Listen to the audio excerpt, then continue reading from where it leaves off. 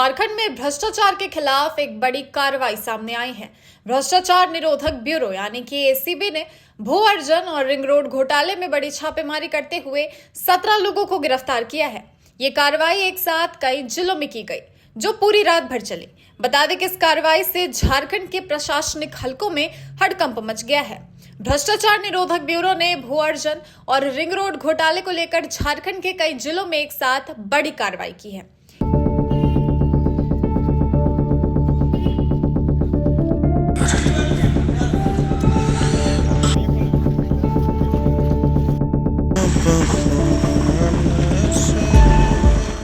ACB की कुल 10 टीमों ने धनबाद, रांची, दुमका, गिरिडीह और देवघर में एक साथ छापेमारी की।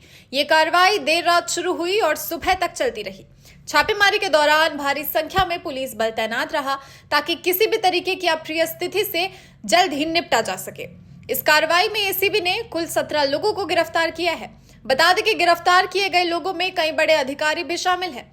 इनमें तत्कालीन बर्खास्त जिला भूमि अर्जन पदाधिकारी उदयकांत पाठक, तत्कालीन अंचल अधिकारी विशाल कुमार, तत्कालीन सर्किल इंस्पेक्टर नीलम सिन्हा, कुमारी रत्नाकर समेत अन्य अधिकारी और कर्मचारी शामिल हैं।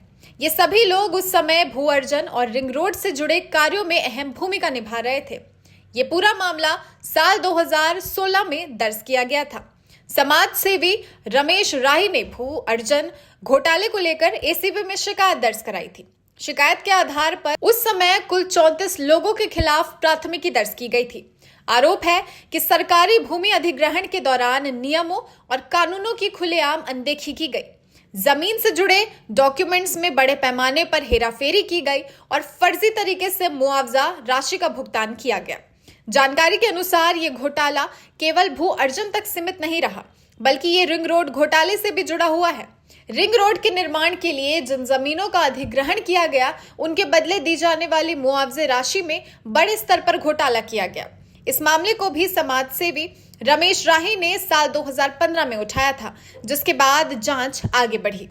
गौर करने वाली बात यह है कि रमेश राही ने इस पूरे मामले को सबसे पहले साल 2013 में ही उजागर किया था, लेकिन इस प्रकरण में एफआईआर साल 2016 में जाकर दर्ज की गई।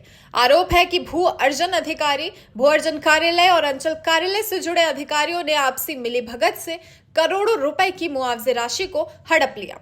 बताया जा रहा है कि ये घोटाला करीब 100 से 150 करोड़ रुपए से भी ज्यादा का हो सकता है।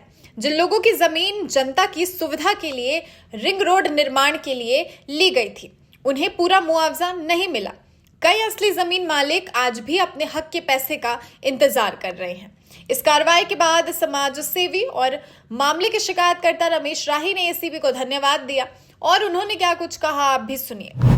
देखिए, रिंग रोड बनना था धनबाद में, लोगों की सुविधाओं के लिए सड़क बननी थी, लेकिन तत्कालीन जिला भूमि अधिकारी उस कार्यालय के और अधिकारियों ने और अंचल अधिकारियों ने मिलकर के साथ में बिचौलियों के साथ जो मुआवजा राशि थी, इसको हड़प लिया। नतीजा हुआ कि सड़क भी नहीं बनी और मैंने इसकी शिकायत 2013 में सरकार से की थी, जिला प्रशासन से की थी। उसके बाद थाना में एफआईआर हुआ था और बाद के दिनों में 2016 में एसीबी में एफआईआर दर्ज हुआ था। 16 से जांच चल रही थी और 2026 में गिरफ्तारी हुई है। देर हुई, दुरुस्त हुई है, इसलिए इसके लिए मैं एसीबी के अधिकारियों को धन्यवाद देता हूं। साथ ही सरकार से मांग करता हूं कि इन बिचौलियों के, इन घपलेबाजों की संपत्ति की जांच हो और वह जांच की जब्त हो और जब्त राशि का रैयतों को भुगतान हो, ताकि रैयत भी खुश हो सके और सड़क का भी निर्माण हो सके। कौन कौन गांव के रैयत थे इसमें? धनसार, धनबाद मौजा, दुहाटाण मौजा, मनीटाण मौजा और भोगरा मौजा के लोग।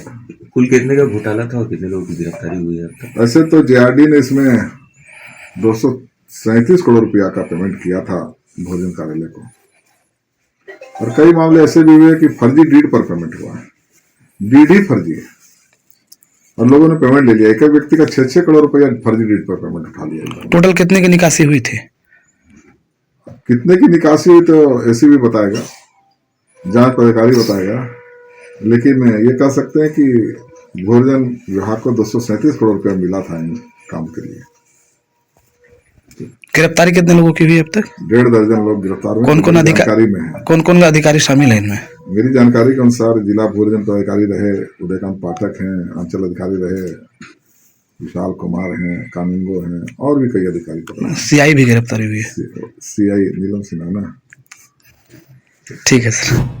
बता दें कि रमेश राही ने यह भी कहा कि जिन गरीब और जरूरतमंद लोगों की जमीन का मुआवजा इन अधिकारियों ने हड़प लिया है वो राशि उन्हें वापस मिलनी चाहिए। उन्होंने सरकार से यह अपील की है कि मामले की निष्पक्ष जांच हो और दोषियों को सख्त से सख्त सजा दी जाए। फिलहाल एसीबी की जांच अभी जारी है। गिरफ्तार आरोपियों से पूछताछ भी की जा रही है और आने वाले दिनों में इस मामले में और भी बड़े खुलासे हो सकते हैं, बड़े नाम सामने आने की संभावना भी जताई जा रही है। आगे देखना यह होगा कि एसीबी की टीम की कार्रवाई कैसी होती है। फिलहाल के लिए खबर में इतना ही। बने रहिए हमारे चैनल द न्यूज पोस्ट के साथ।